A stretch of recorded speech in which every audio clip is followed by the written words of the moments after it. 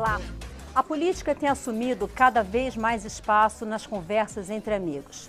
Se antes a principal preocupação era a presidência da República ou os governos estaduais, agora a escolha de deputados e senadores assume maior relevância. Mas se escolher um nome ou um partido talvez não seja tarefa muito fácil, ainda mais difícil pode ser entender como os votos são somados e os nomes definidos. Existem propostas de simplificação. Resta saber se o que é mais fácil de compreender pode, de fato, levar a melhores resultados. Além das propostas de mudanças no sistema eleitoral, o Expressão Nacional de hoje debate também o financiamento desse sistema, que não pode mais contar com a contribuição de empresas. Eu recebo hoje o deputado Marcos Pestana, do PSDB de Minas Gerais, o também deputado Marcelo Castro, do PMDB do Piauí, Joelson Dias, advogado eleitoral e ex-ministro do TSE, e o cientista político e professor do IBMEC, Márcio Coimbra. E aí eu quero começar explorando as habilidades de professor do Márcio Coimbra, que é professor do Instituto Brasileiro de Mercados de Capitais. Márcio, as pessoas que defendem o distritão, né, que como a gente sabe, existem pouquíssimos países do mundo, né, Afeganistão, Jordânia, umas pequenas ilhas do Pacífico, mas está crescendo aqui na Câmara dos Deputados essa ideia, elas alegam que é um sistema mais fácil para o eleitor compreender o voto, né, como eu falei na abertura. A gente vai discutir os efeitos de cada um desses sistemas para a representatividade, mas eu queria que você explicasse de uma maneira simples quais são as diferenças para o eleitor no momento do voto, do distritão, distrital misto, o distrital puro e o proporcional, que é o que existe hoje no Brasil. Bom, primeiro uma boa noite, né, para todos os nossos telespectadores. O Brasil, ele precisa passar por uma mudança, né? Essa reforma política é algo que já vem sido debatido e é uma necessidade para o país já há bastante tempo. Então, essa maneira da gente escolher os nossos deputados é uma das questões fundamentais dentro da reforma política que se colocam dentro do debate nacional, né? Nós tínhamos, basicamente, há uns anos atrás, discutindo a existência do distritão, né, mudando o atual sistema proporcional que nós temos para um sistema que é o distritão, ou seja, os mais votados naquele estado são eleitos, simplesmente assim, né? Ou nós fazemos também a questão da lista fechada, que é usada em alguns países europeus, no qual se vota no partido e cada partido apresenta uma lista e os mais votados de cada partido proporcionalmente ocupam o espaço destinado aos deputados, e também o sistema distrital puro e misto. O sistema distrital puro, é como é nos Estados Unidos, por exemplo, ou na Inglaterra, que você divide o país em um determinado número X de distritos, que é o número de cadeiras que você vai ter na Câmara, e em cada um desses distritos você tem uma eleição majoritária, né? No voto distrital misto, você vai ter o voto distrital mais um segundo voto em lista. Ou seja, você vai ter uma mistura de sistemas, né? O voto distrital puro para países continentais como o Brasil, me parece ser uma maneira, parece ser um sistema que funciona muito bem, poderia funcionar muito bem, porque ele vai diminuir o custo das eleições, você vai ter a eleição em distritos, você vai trazer o eleitor para perto do seu representante, ou seja, você vai poder cobrar do seu representante quando ele volta para aquele seu distrito, o que ele está fazendo em Brasília, né?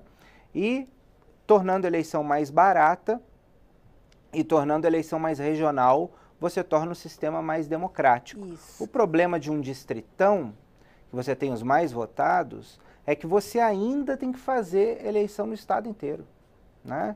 Então imagina, o deputado Pestana tem que fazer campanha no estado de Minas inteiro. Ou seja, é um sistema que torna a eleição muito cara. Vamos falar desses resultados, né, dessas externalidades, vamos dizer assim, do sistema, né? Mas só complementando com uma coisa, tornando a eleição cara, abre a porta para a corrupção. Isso. Esse é o problema.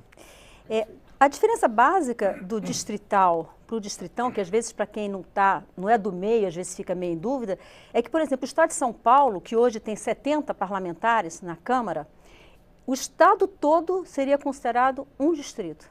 Diferente do que aconteceria no distrital puro, que o estado de São Paulo seria dividido em 70 distritos. E cada distrito elegeria um parlamentar. Então, o distritão são 27 distritos, porque são 27 unidades federativas no Brasil. E essa é uma diferença muito grande no resultado que isso representa aqui na Câmara. Deputado Marcelo Castro, o distritão ele foi rejeitado no plenário da Câmara há 2 anos, em 2015. Trabalhei muito para que isso acontecesse. Ele foi rejeitado no plenário da Câmara. E agora, ele parece que 2 anos depois, ele começa a ganhar força. O que está acontecendo? O que mudou no cenário político? O que mudou na necessidade do povo brasileiro para que isso voltasse à tona? Teve 210 votos. Né? O que é que ocorre? É bom para a população poder entender que no mundo inteiro se vota de 2 maneiras. Nós temos o sistema majoritário e o sistema proporcional. Quando o sistema é majoritário, vai eleito o mais votado. Que é o que acontece no Senado. Pronto. O que é que ocorre? Quando você vai votar numa pessoa para saber quem vai ser o mais votado, qual é a condição sine qua non de se votar numa pessoa? É conhecer a pessoa. Então, na Inglaterra, por exemplo, que usa o sistema majoritário, um deputado busca voto entre 69 mil eleitores. Ou seja, ele é conhecido dos 69 mil eleitores daquele distrito, daquela localidade. E ele também conhece os eleitores, ele interage com ele. E a Inglaterra, no próximo século, vai completar 1000 anos que vota desta maneira. Então, é um sistema consolidado. Então, quando o sistema é majoritário, o Estado é dividido em várias pequenas regiões para o eleitor poder. Ele vota no candidato. Como ele vota no candidato, precisa conhecer. Bom, o sistema proporcional é um sistema de conceito, de ideia, de programa, de proposta. Então, não precisa saber em quem é que o eleitor vai votar. Precisa saber em que programa, em que proposta o eleitor vai votar. Então, ele é comunista, ele professa a ideologia comunista, ele vota no Partido Comunista. Ele é socialista, vota no Partido Socialista. Ele é um liberal, vota no Partido Liberal. Ele é um ecologista, vota no Partido Verde. E por aí vai. Então, quando o sistema é proporcional, que é um sistema de ideias, normalmente, quase todos os partidos, o eleitor não vota no candidato, vota no partido. Por quê? Porque ele está votando na proposta, está votando no programa. São conceitos diferentes do sistema majoritário para o sistema proporcional. Qual foi o grande erro que o Brasil cometeu? É que nós aprovamos um sistema proporcional, que é um sistema de conceito, de ideia, de programa, de doutrina, de ideologia, de filosofia de administração de governo, e ao invés de nós votarmos como o mundo inteiro faz, na proposta, no programa, ou seja, na lista, nós votamos no candidato. Aí tem toda essa distorção de hoje. Enquanto um deputado da Inglaterra se reporta a 69 mil eleitores, tanto para votar como para depois prestar conta da sua atividade parlamentar, um deputado de São Paulo, por exemplo, vai atrás de 33 milhões de eleitores. Enquanto a Espanha faz 10 eleições em 5 anos, 10 campanhas, que são no partido, nós fizemos na eleição passada 21 mil campanhas, porque nós tivemos 21 mil candidatos a deputado estadual e deputado federal. Ou seja, a Espanha preenche as vagas do parlamento com 10 campanhas. Nós preenchemos com 21 mil campanhas. Então, nós estamos na contramão. O nosso sistema é burro, nosso sistema é obsoleto, nosso sistema é atrasado. Bom, mas aí nós queremos abandonar o sistema proporcional. Queremos o majoritário. Ora, aí nós vamos cometer o segundo grande erro. Se o sistema é majoritário, vai eleito o mais votado. Então, você tem que votar no candidato. Ora, para você votar no candidato, tem que conhecer. Então, em todo o mundo, quando o sistema é majoritário, que são os países mais antigos, a Inglaterra, a França, os Estados Unidos e as suas colônias, você divide o Estado num número igual ao número de deputados. Para quê?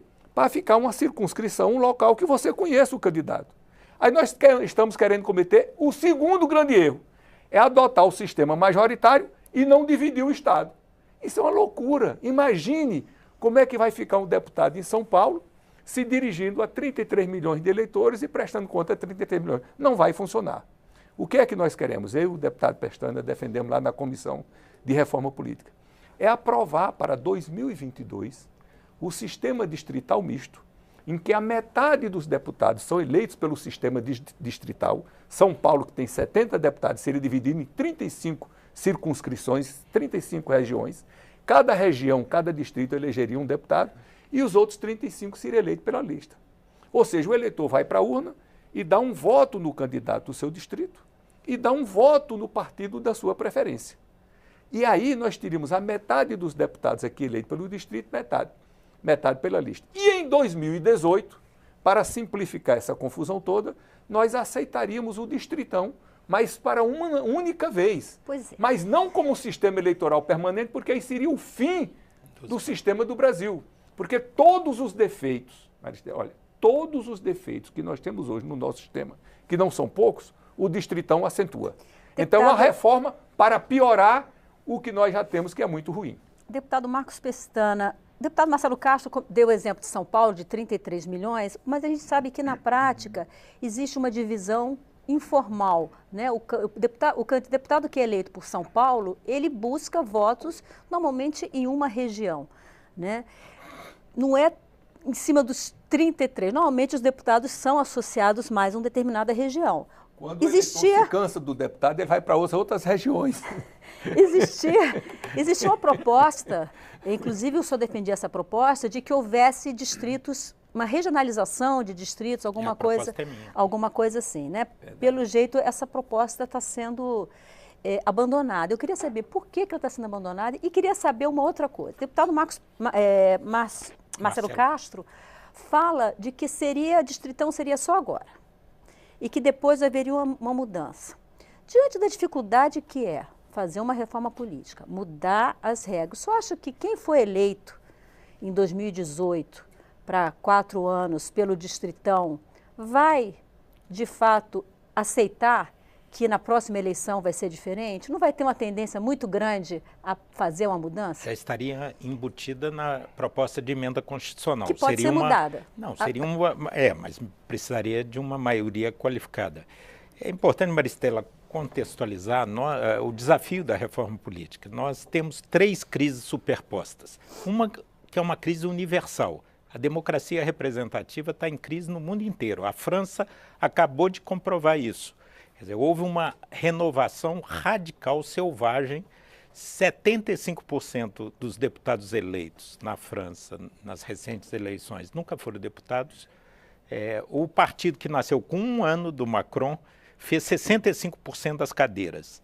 Então, foi um repúdio aos partidos tradicionais, e isso já tinha acontecido na Itália com 5 estrelas, já tinha acontecido no próprio Brecht, na negativa que se deu no referendo à reforma constitucional italiana. Então, há uma dificuldade de comunicação do sistema partidário no mundo inteiro. Só que no Brasil isso é agravado, quer dizer, isso é uma característica universal. Chega aí, nós temos uma crise estrutural do nosso sistema, um desgaste histórico. Nós padecemos, eu e Marcelo fomos das 4 comissões de reforma política. Nós caímos num problema de circularidade lógica. Nós não resolvemos o problema porque temos o problema. O sistema produziu o seu efeito mais perverso, que é a desqualificação do quadro partidário, a pulverização excessiva da representação, um sistema caríssimo e que derivou na corrupção. E aí vem a crise, além dessa crise estrutural de deterioração de um dos piores sistemas do mundo, que é o sistema brasileiro, que nos trouxe até aqui. A redemocratização viveu a nova república nas costas desse sistema, mas ele mostrou seu esgotamento. E aí, para piorar a história, vem a crise conjuntural, que é a partir dessa grave crise de governabilidade, esse presidencialismo que deixou de ser de coalizão para ser de cooptação, e agravado com tudo que a Lava Jato revelou, mostrando as vísceras do sistema, o bastidor e a população tem uma rejeição absoluta. Então nós temos que mudar. Aí o problema é como mudar. Você me perguntou por que foram abandonadas essas propostas. Os ministros do TSE que estiveram na comissão, a Luciana Lócio, o Herman Benjamin e o Gilmar Mendes, eu mesmo perguntei, vários deputados perguntaram se era viável algum tipo de territorialização do voto, algum tipo de regionalização, seja o distrital puro, distrital misto ou a minha proposta que é a regionalização do voto proporcional. Eles falaram que para 2018 não era possível. O ministro Gilmar surgiu com uma ideia dessa transição para o misto via lista fechada. A lista fechada não passa no chão da fábrica do plenário da Câmara. A maioria não aprova a lista, porque não confia nos seus próprios caciques, nos seus líderes. A imprensa detonou. A imprensa, inclusive, contribuiu unânime e vendeu para a população como se fosse uma lista secreta e não fechada.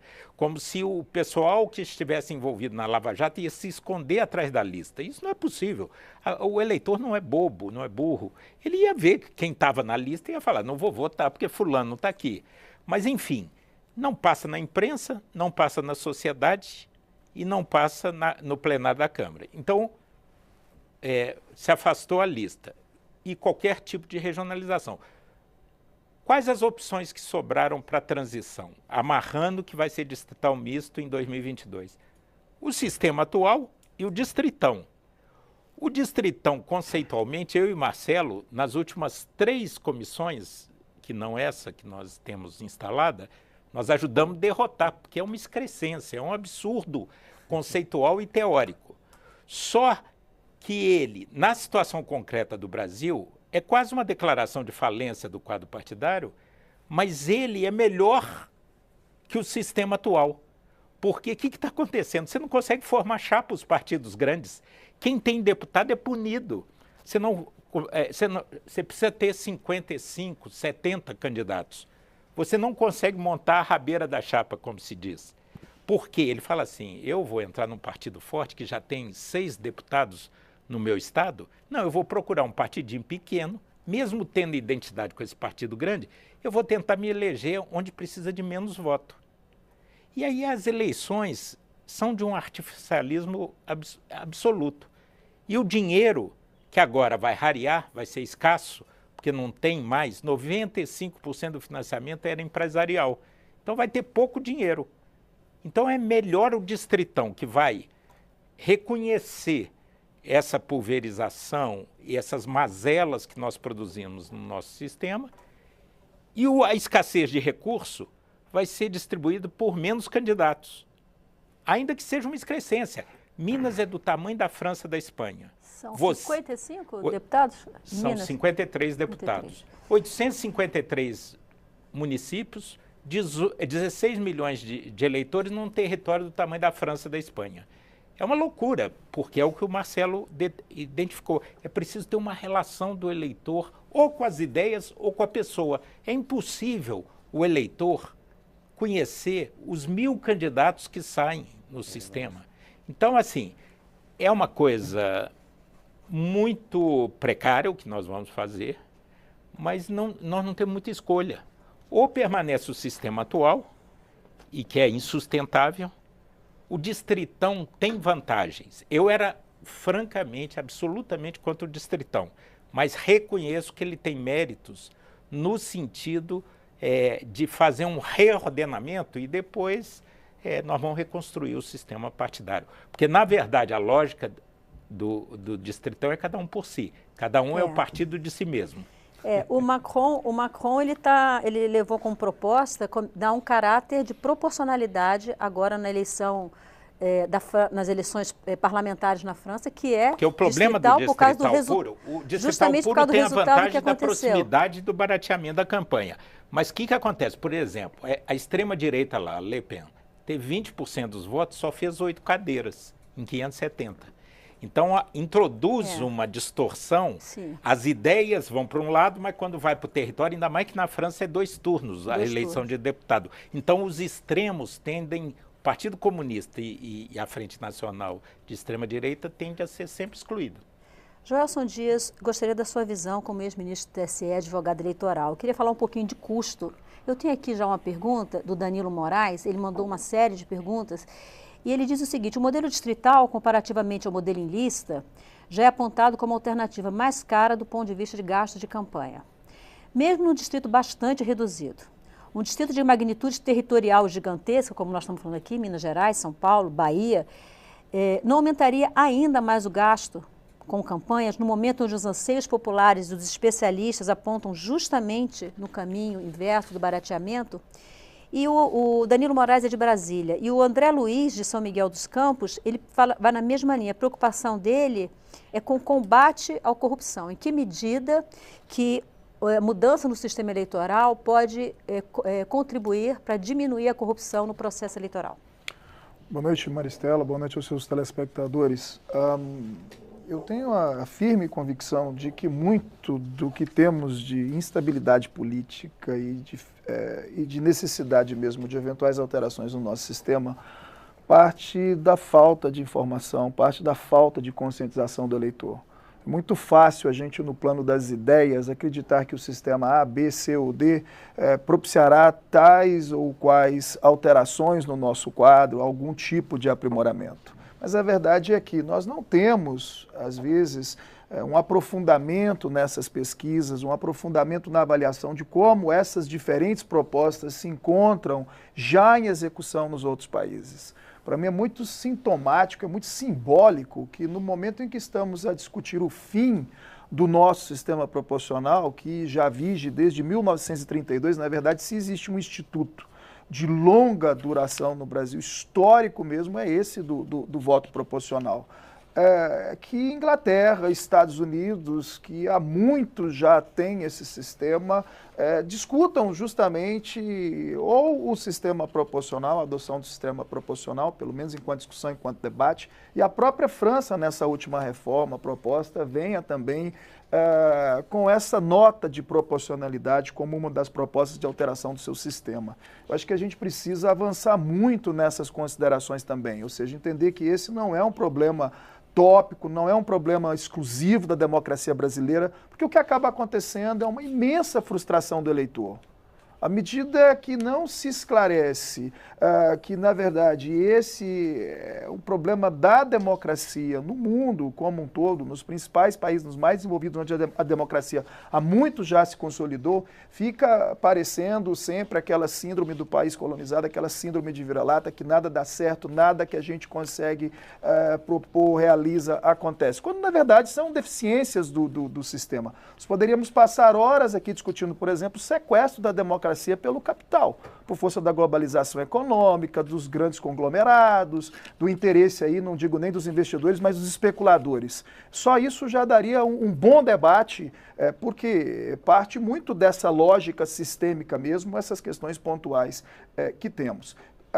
Talvez precisemos mesmo de reformas, isso talvez a gente consiga até um consenso, porque o quadro que está realmente reclama algum aprimoramento, reclama melhoras. A dificuldade é esse consenso, né? Qual a reforma exatamente? É o distritão, é o distrital, é puro, é misto, é a manutenção do sistema proporcional. Esse é o grande desafio que temos. E aí, por isso, eu comecei a minha intervenção dizendo, enquanto a gente não conseguir levar esse tipo de debate, aqui já é muito importante, o espaço da televisão desse seu programa é muito importante, mas enquanto não levarmos esse debate para as escolas, para os sindicatos, para as fábricas, para as associações de moradores, para as igrejas, para que a população realmente possa discutir melhor o sistema, de maneira que isso surja, de repente, de baixo para cima e não de cima para baixo, como tem sido posto sempre. Claro que é importante a discussão no Senado, a discussão na Câmara, essas audiências públicas que aqui acontecem, essas diferentes comissões. Mas até que ponto o eleitor, a eleitora, tem tido acesso realmente a todas essas ideias?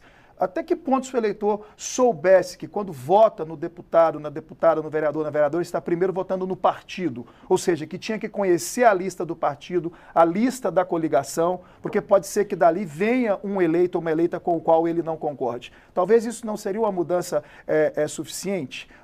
Que medidas temos tomado para que o eleitor se engaje cada vez mais nas suas entidades representativas e principalmente também nos partidos políticos? Do que adianta mudar esse sistema se não tivermos democracia interna nos partidos, em que a base, os filiados, possam, desde os municípios, efetivamente participarem e definirem as listas de candidatos e candidatas. A própria questão da participação de segmentos subrepresentados, do negro, da mulher, do índio, da pessoa com deficiência, e a própria questão da lista suja, da ficha suja, ficha limpa, quer dizer, se o eleitor, a eleitora tivesse maior participação nos partidos, já não teríamos listas melhores, e tudo isso está muito relacionado, claro, com os gastos nas campanhas.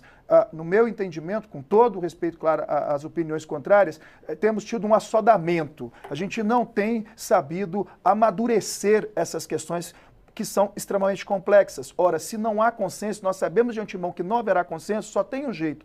Precisamos amadurecer. Então não é de uma eleição para outra, não é a cada 2 anos que vamos alterar esse sistema, porque o experimentalismo pode ser muito pior do que esse crítico quadro que já temos aí.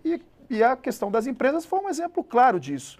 Claro que temos que punir, responsabilizar qualquer tipo de corrupção. Isso é inequívoco, isso não está em discussão. Agora, talvez tivéssemos pensado uma fórmula em que as empresas pudessem continuar doando um valor em espécie, por exemplo, 30 mil, 50 mil, alguma coisa, a mesma coisa em relação a eleitor, em vez de um percentual ali, algum valor em espécie, talvez com isso tivéssemos até mais transparência nessa relação das empresas, das pessoas jurídicas com os partidos, com os candidatos e as candidatas. Enfim, são questões muito complexas, são questões muito difíceis e toda essa definição passa mesmo, os seus telespectadores estão absolutamente corretos pela definição, inclusive, do financiamento das campanhas. É claro, se não temos mais financiamento das empresas, será necessário algum tipo de financiamento público, porque só o financiamento do eleitor, da eleitora, por enquanto, não será necessário. Serão necessários recursos do Estado, mas é isso mesmo, a democracia tem um preço. Nós vamos fazer um breve intervalo, na volta vamos falar mais sobre o que os resultados que cada sistema desse pode trazer para o eleitor e, sobretudo, para a representatividade.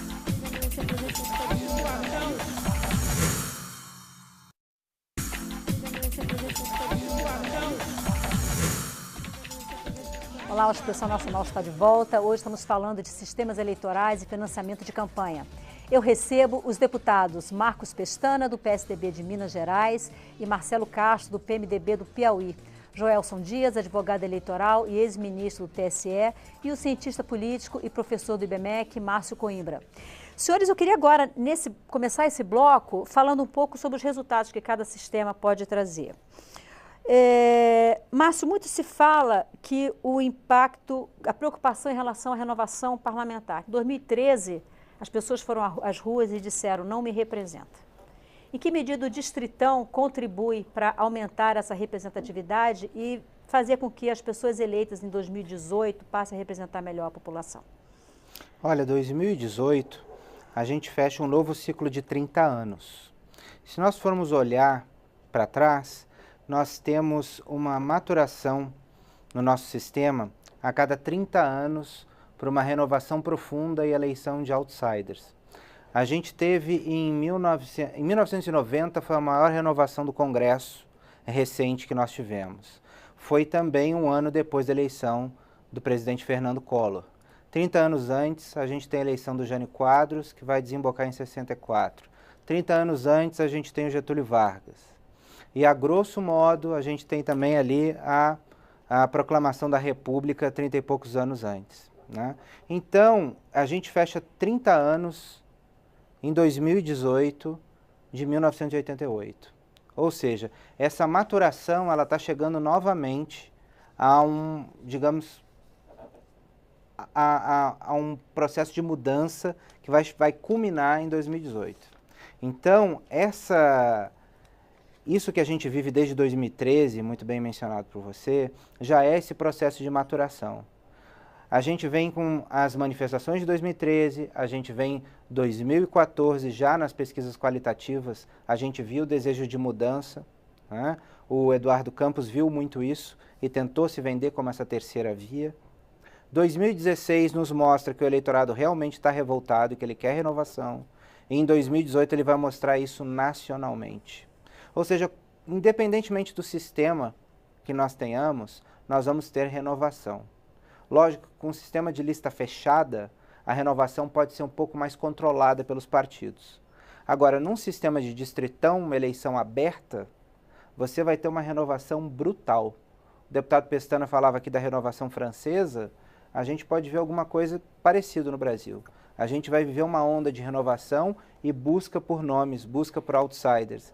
Mas sempre lembrando que no caso, só tocando na questão do presidente da República, em todas essas situações que a gente vê no passado, o eleitor buscou um outsider, mas acabou chegando ao poder uma pessoa de dentro do sistema que conseguiu se vender como outsider. Tanto Getúlio, quanto Jânio Quadros, quanto Fernando Collor, né?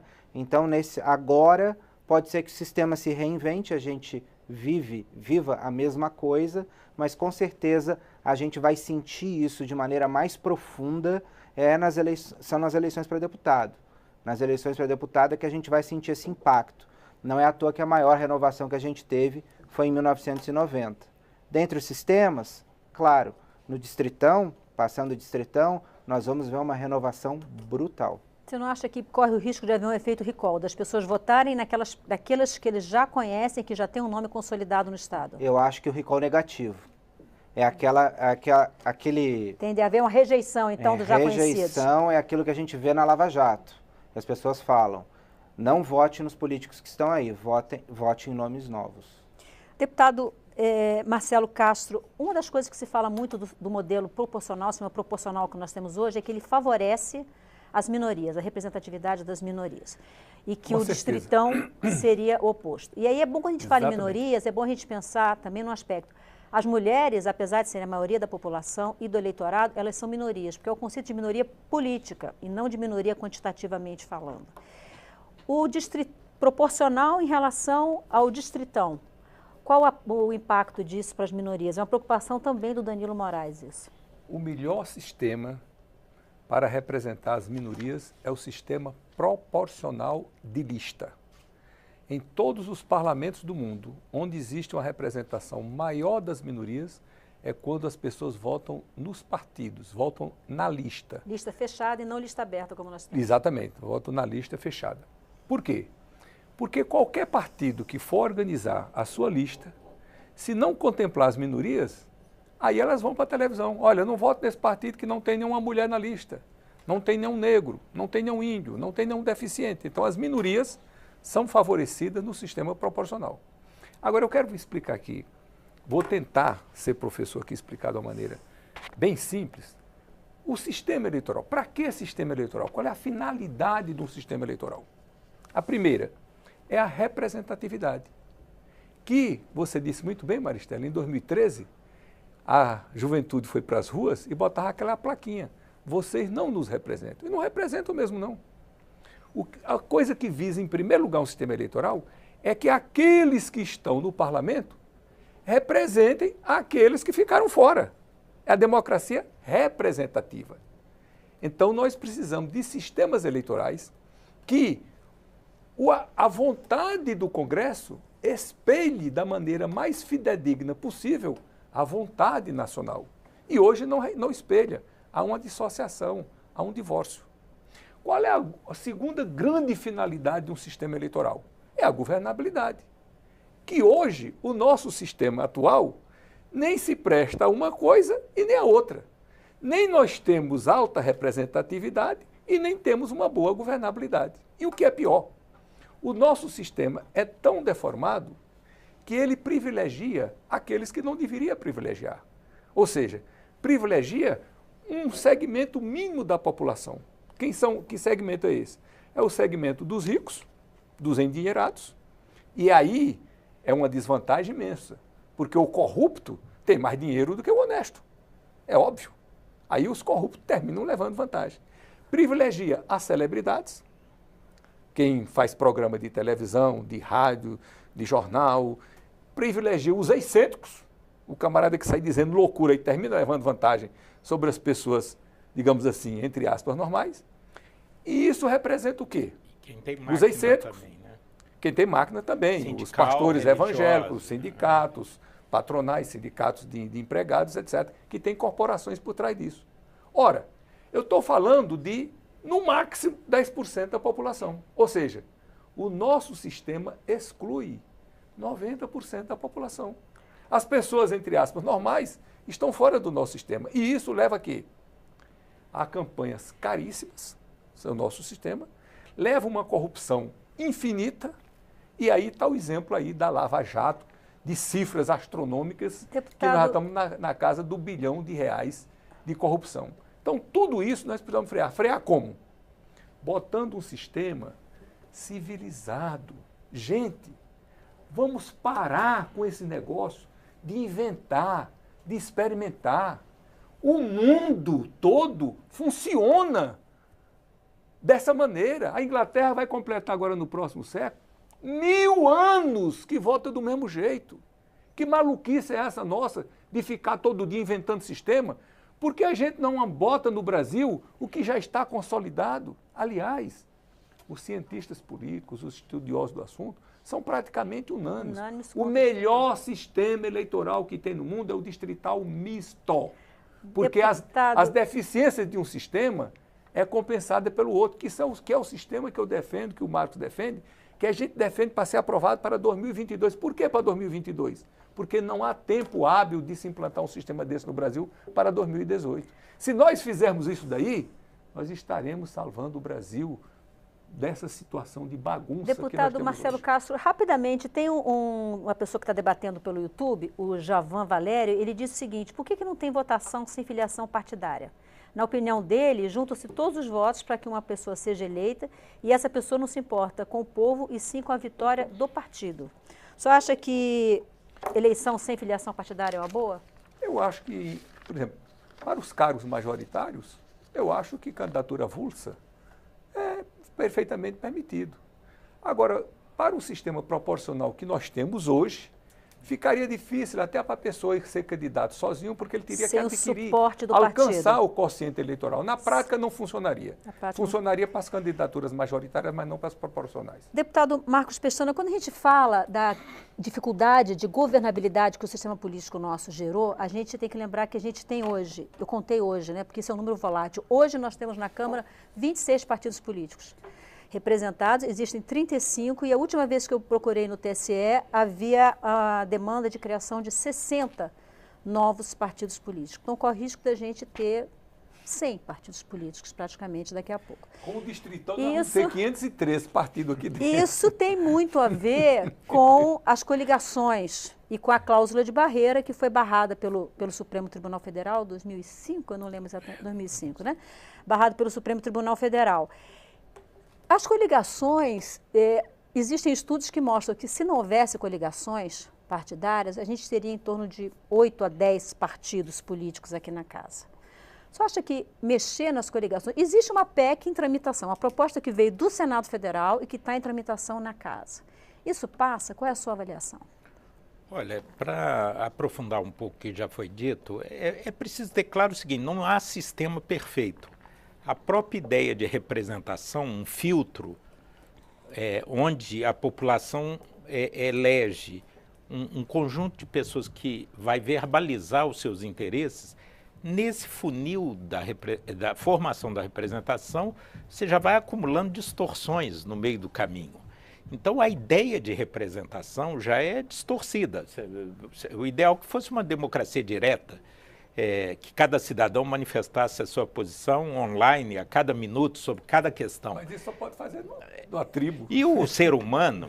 Onde tem distritão, inclusive, nas pequenas ilhas do Pacífico. E o ser humano é atavicamente insatisfeito. Onde tem lista fechada, essa frase, vocês não nos representam, nasceu com, na origem, o Podemos espanhol. Os indignados que iam para as ruas falar, vocês não nos representam. Então, onde tem lista fechada, há críticas e há insatisfação. Onde tem distrital, o Macron agora está falando em reformular, já teve essa discussão na Inglaterra, porque tem imperfeições. O sistema distrital suprime a possibilidade de manifestação maior das minorias, dos deputados temáticos e privilegia o território. Por outro lado, a lista fica impessoal.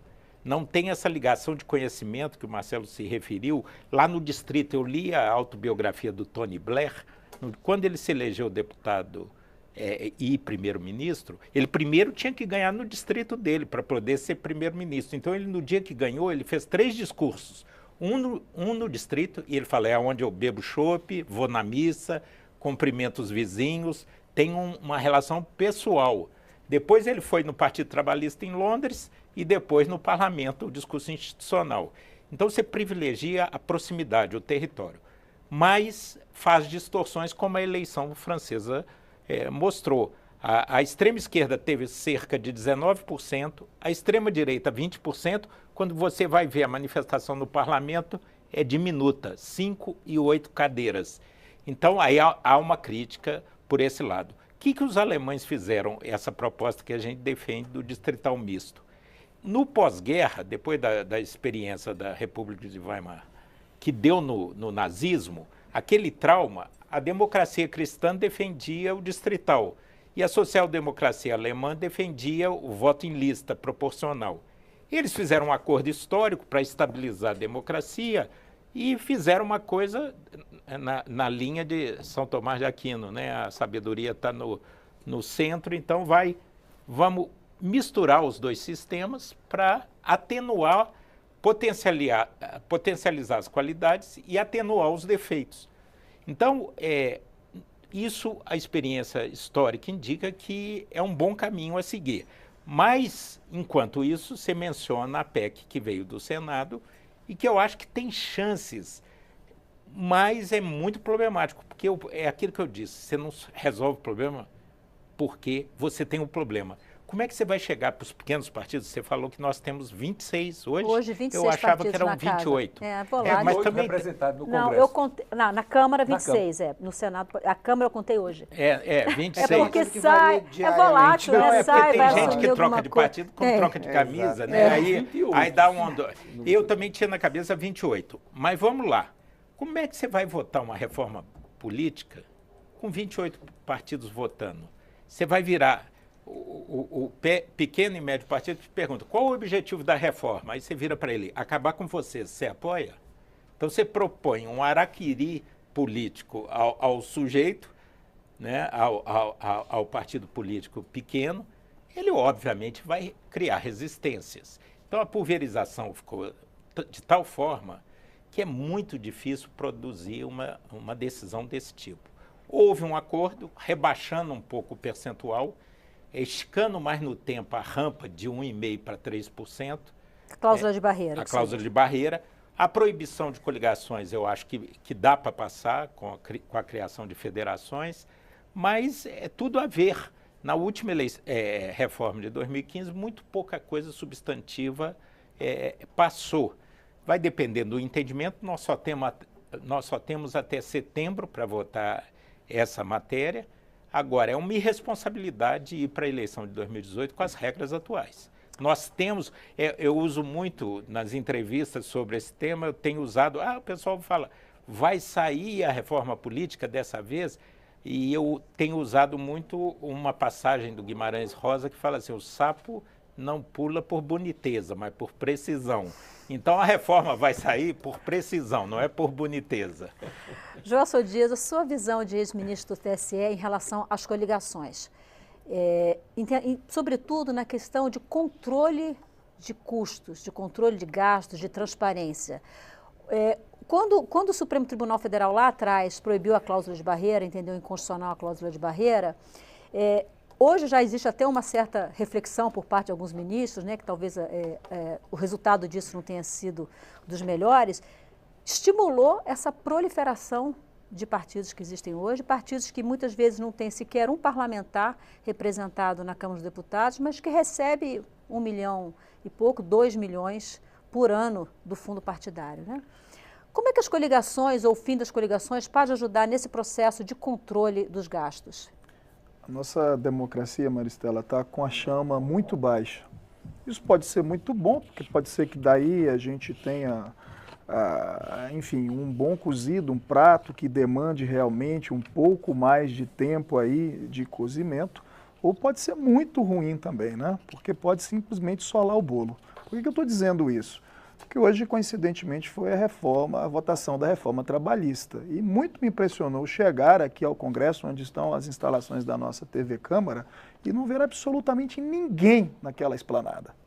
Quer dizer, concorde-se ou não com essa reforma trabalhista, eu particularmente sou contra, para mim foi muito expressivo que um tema, assim, que pelo menos a sociedade tem discutido muito na televisão, no rádio, nas redes sociais, não tivesse ali alguém se manifestando, alguém acompanhando na praça dos... No início da tarde havia, quando eu cheguei por volta de 13 horas, algumas centrais sindicais. Pois é, mas um número muito inexpressivo. Assim, a gente vê mais as forças aí de segurança, às vezes, do que propriamente assim, o cidadão, a cidadã. Por que eu estou a dizer isso?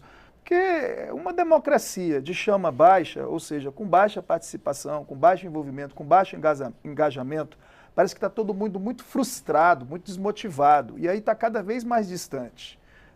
E a minha consideração é justamente nesse sentido. Que reforma dará conta desse aprimoramento, desse aperfeiçoamento que buscamos, dessa aproximação do eleitor, da eleitora com o seu representante, com essa falta de mobilização, com essa falta de engajamento? Que tipo de reforma nos levará a esse aprimoramento se a gente, como dizia, não tivermos aí democracia interna e não tivermos mais participação do eleitor, da eleitora nos próprios partidos? Será que uma maior participação dos partidos com democracia, com prévia, com convenções municipais, de efetiva escolha de delegados, de candidatos, coligações, já não daria cabo de muito disso aí que vemos? Porque ali na própria escolha dos candidatos e candidatas, o próprio filiado, enfim, o eleitor, eleitora, já depuraria a lista. Já teríamos uma maior representação da mulher, do negro, da pessoa com deficiência, e também evitaríamos pessoas com a vida pregressa já muito comprometida com aquilo que se propõe a fazer. Ou seja, não dependeríamos tanto da nossa justiça eleitoral para decretar todas essas inelegibilidades, cassação de mandatos, enfim, e já de partida teríamos ali uma maior representação de todos esses segmentos. Então, para mim, a maior reforma que poderíamos fazer é aquela com educação para a cidadania, aquela com conscientização. Tínhamos que aproveitar mais esse espaço das nossas televisões, rádio, como dizia, das nossas entidades de base mesmo, para aprofundar a discussão e a informação do que já existe. Eu tenho muita dificuldade de aceitar essa condenação do nosso sistema proporcional, se de antemão a gente já sabe que é o único sistema no mundo que garante efetivamente a participação das minorias.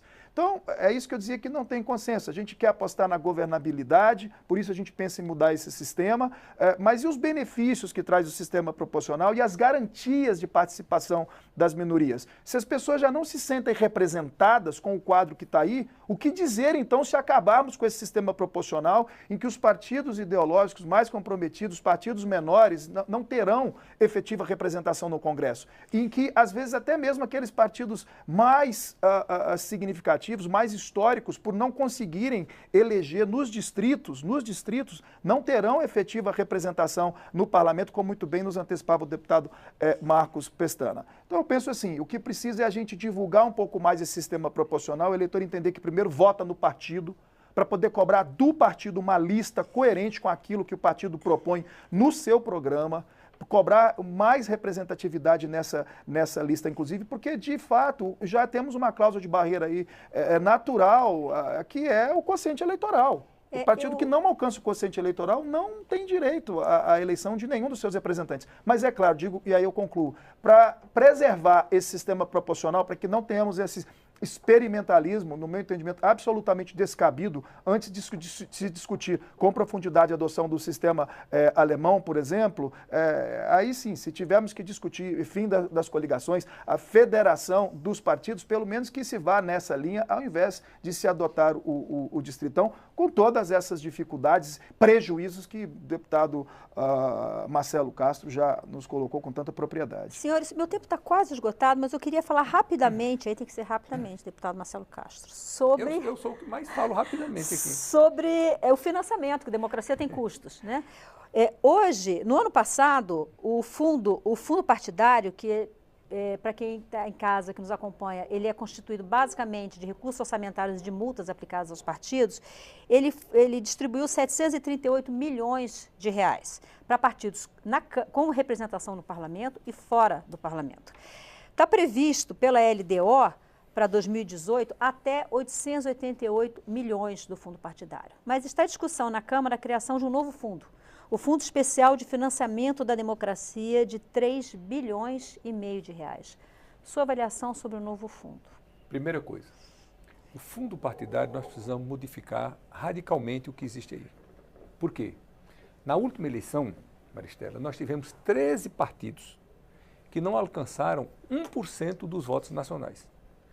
Os 13 partidos somados fizeram só 6%, ou seja, dá mais ou menos uma média de 0,5%, de 0,5% dos votos nacionais cada um desses partidos.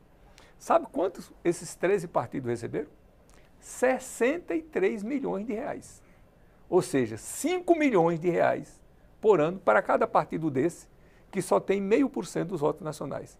Nós temos partidos com 20 anos de criado, todo ano recebendo 1 milhão e tanto de reais, que nunca 20 anos de criado, que nunca elegeu um deputado federal. Então, é claro que isso é uma anomalia, isso é uma distorção que nós precisamos corrigir. Bom, o Supremo Tribunal Federal, em boa hora, proibiu o financiamento de empresas, que propiciou essa promiscuidade e essa corrupção exagerada que tem hoje no Brasil. Então, em 2018, não terá financiamento de empresas. O que é que isso representa? 80% do financiamento das campanhas. O que é que nos resta agora? É um financiamento público. Então, a sociedade, eu sei que vai reagir contrário, mas precisa compreender que nós estamos no sistema de democracia representativa. As pessoas têm que fazer campanha e que tem que ter um custo. O que é que eu defendo? Eu defendo um custo módico. Um custo que seja o mínimo possível para poder os candidatos se tornarem conhecidos. Então, o nosso relator, da nossa comissão, que eu e o Pestana fazemos parte, propôs, Vicente Cândido, 1,9 bilhão de reais. Eu acho que seria um valor bastante adequado. É importante informar que as duas últimas eleições, a municipal de 2012 e a que nós disputamos 2014. Em 2014, custaram em torno de 6 bilhões no Caixa 1. Há uma estimativa, ninguém sabe, que o Caixa 2 possa ser 2 vezes isso. Então, cada uma dessas eleições custou 18 bilhões. É importante todo mundo saber, porque isso cria um trauma na discussão, que a democracia tem custo.